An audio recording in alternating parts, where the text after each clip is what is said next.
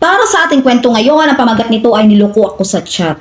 Isang gabi, nabasa ni Linda ang mga mensahe ni Cardo sa ibang babae. Kitang-kita niya ang matatamis sa salitang hindi para sa isang kaibigan.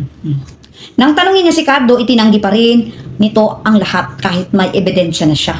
Doon niya napagtanto na niloloko na pala siya ng taong pinakamamahal niya. So may ma-advise ni mo na knows everything. Kung ikaw si Cardo, nagpakuan ka nga, naloko na ka tara, wadyo ka ni Amin. Saan man na to? Si Cardo. Di yun doon na may tama. Kung ikaw si Linda, ikaw ang niloko. Ako na lang masulti sa kanila. So may masulti ni mo na. Ang kana motong ang kanunay ginasulti na once na in a relationship ka, dapat committed ka na aside nimo imuha mga negative thoughts in life na syempre makadaot man to siya, mabuhat ka kasi dapat tama. O kibutan nato na yung mga tawag ani na yung mga mo duol or mo chat or unsa pa man, so dapat iundangon niya kay syempre dili ka makasakit og laing tao kay basi may tabo po na po sa imo lisod na. Petan ikaw si si Cardo, unsa man nimo pa-explain kay Linda na mali iyang gihinala unsa man sa una na mo? Nakita naman niya.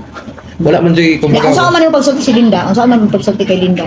Be honest na lang kay Linda, may katsat ako.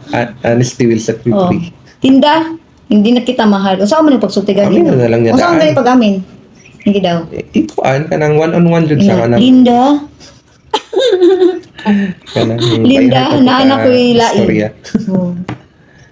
Saan na to? Sige, mag-acting data. Sige, mag-acting data. Sige, ikaw daw si Cardo. Saan man ni Cardo? Ha? Nakasakpa naman tika.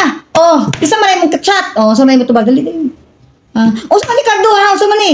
Ay, naunsa naman ni si Cardo. Dalisay. Di jud kay ko maka-react ana kay oo kabalo sa i-react. Hindi mo na.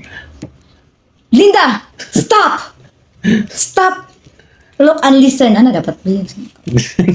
Sa mga sinus everything, hindi man kabalo mo pan. Hindi manggod kay pag inana manggod, dapat undangon na jud niya kay in a relationship ang kaya siya. Kung gusto siya mangita siya lain o dili na niya love si Linda, dapat dili siya magipag-commit sa lain. Bitaw.